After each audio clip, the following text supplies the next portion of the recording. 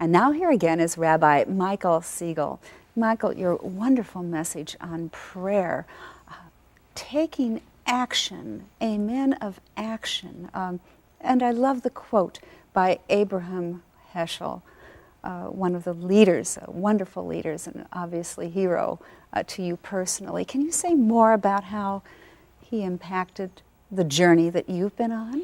Heschel was a Hasidic master.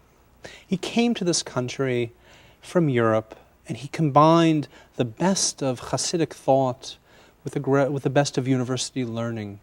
And that synthesis that he created really helped to transform American Jewry. He brought a spiritual aspect into our lives and helped us understand and appreciate prayer and the need for action in an entirely new and, I think, a refreshing way. He was prophetic, wasn't he, in his action, and marched alongside Martin Luther King. And he lived his words. When he said that we need to do more than take a leap of faith, we have to take a leap of action, that our actions really reflect our faith.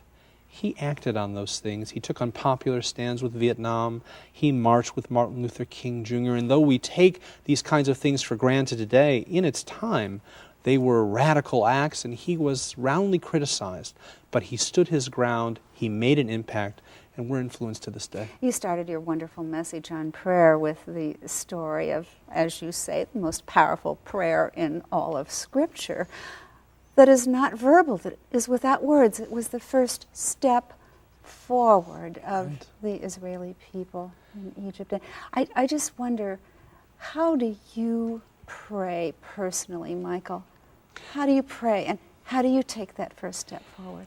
I think that we have to look at our own lives. When I pray, I imagine God really before me. And it is humbling and awe-inspiring. And I know that God can read my soul. God knows my actions. God knows what I do well, and God knows my failings as well. I look to God for strength. I look to God for blessings. I look to God to give us the courage to face the challenges ahead. And so prayer comes when we study. Prayer comes when we open a prayer book. Louis Finkelstein, the past chancellor of the Jewish Theological Seminary, once said words that really resonate for me. When I pray, I speak to God. When I study, God speaks to me. All are forms of worship. And therein the transformation that you talk about. How do you convey that sense of prayer to your children? With my children, we sing around a Shabbat table. We talk about the text, we ask questions, and we try and develop a discussion. My children are obviously familiar with the synagogue as well, but we try, my wife and I try and teach our children to take leaps of action, that it's not enough to ask God. We have to be willing to answer God's question, what are we doing?